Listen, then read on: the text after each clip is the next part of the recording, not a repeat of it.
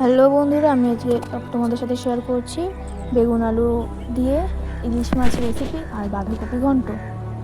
আর কিছুটা জিরে ভেজে নিলাম, নেওয়ার পরে তো মাছ কালকে আনা ছিল আমার, যেহেতু সেই জন্য সেই মাছগুলোকে আর ফ্রিজে ছিল, একটু হালকা করে একটু ভেজে নিলাম। হালকা করে ভেজে নেওয়ার পর উল্টে পাল্টে ভেজে নেওয়ার পরে সেই ভাজা মাছগুলোকে তুলে নেওয়ার পরে কড়াইতে তেল দিয়ে, আমার যেহেতু তেল ছিল তাই তেল দিইনি, তেল দিয়ে বেগুনগুলোকে ভেজে নেব। সমস্ত বেগুনগুলোকে আগে থেকেই কেটে রেখেছিলাম, আমি কেটে দেখানো হয়নি। সেই বেগুনগুলোকে হালকা করে ভেজে নামিয়ে তার মধ্যে দিয়ে দেবো আলুটা কিছুটা ভাজা হবে, হালকা হালকা ভাজা হওয়ার পর দিয়ে দেবো লঙ্কা, দিয়ে ভালো করে ভেজে নামিয়ে রেখে কড়াইতে আরও একটু তেল দিয়ে দেবো।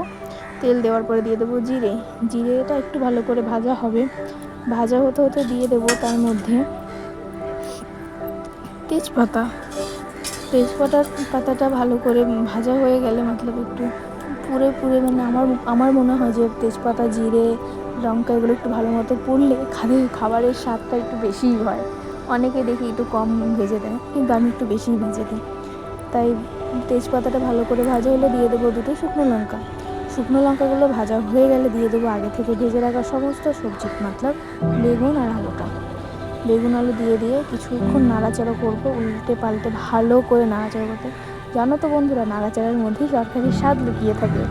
ভালো করে নাড়াচাড়া হয়ে গেলে তার মধ্যে দিয়ে দেবো লবণ, দিয়ে দেবো পরিমাণ মতো লবণ হলুদ দিয়ে ভালো করে নাড়াচাড়া করে যখন দেখবো যে সব সবজি ঠিকমতো হয়ে এসেছে, যে তখন সেটা রান্না করতে করতেই বোঝা যায় যে এখন হয়ে এসেছে। তো ভালো করে নাড়াচাড়া করতে করতে অর্ধেক বেগুন কি সমস্ত বেগুনটাই সেদ্ধ হয়ে যায়। আলুটা একটু কাঁচা কাঁচা থাকে, তাই সামান্য পরিমাণে জল দেবো। সামান্য পরিমাণে বলতে আপনার যতটা আন্দাজ মনে হবে ততটা আন্দাজ অনুযায়ী জল দেবো। আমার একটু কম দেওয়া হয়ে গেছিলো, তাই আমি আবারও একটু জল দিয়ে নিলাম। এবার দিয়ে দেবো টমেটো কুচি, মানে আমি 4 ফালা করে রেখেছিলাম একটি টমেটো, সেই টমেটোই দিয়ে দিলাম। দিয়ে ভালো করে নেড়ে চেড়ে ঢেকে দেবো। আমি ঢেকে দেওয়াটা দেখাতে পারিনি। তারপর ঢাকনা তুলে যেই দেখবো জলটা ভালো করে ফুটে গেছে, তখন দিয়ে দেবো মাছটা। তারপরে তৈরি আমাদের সুস্বাদু বেগুন দিয়ে আলু দিয়ে ইলিশ মাছের তরকারি।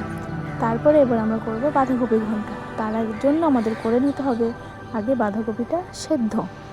এই সময় অন টাইম, তার জন্য সবজি একটু ভয় থাকে যে ভালো হবে রান্না কি হবে না, তাই একটু হালকা সেদ্ধ করে নেওয়াই ভালো আমার মনে হয়। আমি তো ঠান্ডার সময়ও গরমের সময়ও সেদ্ধ করে নিই, তাই একটু সেদ্ধ করে হালকা করে সেদ্ধ করে তুলে রেখে তারপরে একটু আলু দিয়ে দিলাম, আলু দিয়ে আর লবণ দিয়ে একটু ভালো করে ভেজে নিলাম, উল্টে পাল্টে ভালো করে ভেজে নিলাম।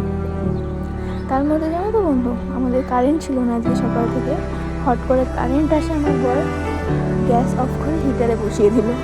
অবশ্যই আমরা যেহেতু ভাড়া বাড়িতে থাকি, যেটুকু বাঁচিয়ে চলবো আমাদের নিচে থাকবে, আমাদেরটা তো কেউ নিতে আসবে না। তারপর আলুটা যখন ভাজা হয়ে যাওয়ার পরে আমরা কড়াইতে আরও একটু তেল দিয়ে তার মধ্যে দিয়ে দেবো 5 ফোড়ন, দিয়ে দেবো একটু আদা, দিয়ে দেবো আদাটা একটু ভালো করে ভাজা হবে। তারপরে দিয়ে দেবো কাঁচা লঙ্কাটা দেওয়ার পরে 3-4টে, আপনারা যতটা ঝাল খান সেই ঝাল অনুযায়ী, আমার বর যেহেতু 1 ফোঁটাও ঝাল খেতে পারে না, তাই একদম 4-5টা লঙ্কা চিড়ে দিয়ে সেটাকে নাড়াচাড়া করে দিয়ে দেবো টমেটোটা নাড়াচাড়া হয়ে গেলে দিয়ে দেবো আগে থেকে সেদ্ধ করে রাখা সে বাঁধাকপিটা। না মানে টমেটোটা একটু ভাজা ভাজা হবে, তারপরে আগে দিলেও হয়, আর তার সাথে এর মধ্যে তো মটরশুঁটিও দেওয়া যায়। আমার ঘরে যেহেতু ছিল না, তাই খালি টমেটোই দিয়েছি।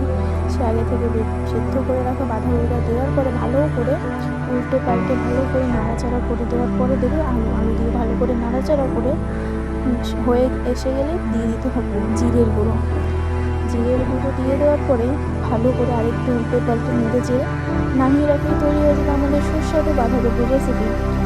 আর বাঁধাকপির সাথে আমি কিন্তু কচুর শাকও করেছিলাম, অবশ্য সেটা আগের দিন করে রাখা ছিল, ফ্রিজে ছিল, তাই একটু গরম করে দিয়েছি। এভাবে তৈরি আমাদের সুস্বাদু দুপুরের থালা।